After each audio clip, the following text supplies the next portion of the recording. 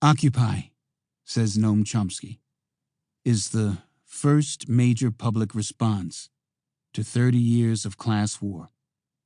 A people-powered movement that began in New York City on September 17, 2011, and rapidly spread to thousands of locations worldwide. Although most of the original sites have been raided by police by early 2012, the movement had already transitioned from occupying tent camps to occupying the national conscience.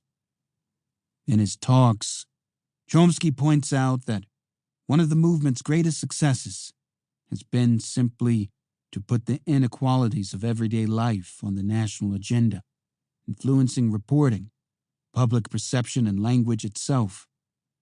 Referencing a January 2012 Pew Research Center report on public perceptions of class conflict within the United States, Chomsky notes that inequalities in the country have risen to historically unprecedented heights.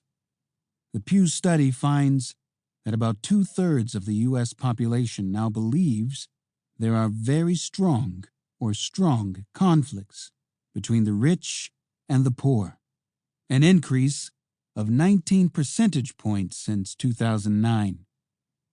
By early 2012, it had also become cliché to say that Occupy has changed the national conversation. It has done that, and it is important to acknowledge all the people who camped out, marched, or went to jail to help make it happen. More than 6,705 people in 112 U.S. cities have been arrested as of this writing. It is now commonplace to see not only increased coverage of the problems of income disparity, but also to regularly see newspaper articles with headlines that reflect the language of the movement. For example, on February 15, 2012, the New York Times published an article with the title, "Why Obama Will Embrace the 99%. Making headlines is not the movement's goal, but the word choice indicates that the narrative can be changed, and altering the narrative is a necessary victory towards transforming everything else. The plight of those without resources, those without a voice, those without access to power traditionally ignored, has now become the focus of greater national attention and widespread indignation. Their stories are being told, and anyone who can read and understand cannot help but deplore the cruelties endured by millions of people in an economy that for decades has been shaped and coded to serve the rich." Another recent example, the New York Times recently published a front-page story about an elderly couple in Dixfield, Maine, who had fallen behind on paying their heating bills. When, during the dead of winter, their back debt hit around $700, the oil company cut them off, knowing that doing so might literally kill 2 people. The oil man said he agonized over his decision, and when he got off the phone with the couple, he thought to himself, "Are these people going to be found frozen?"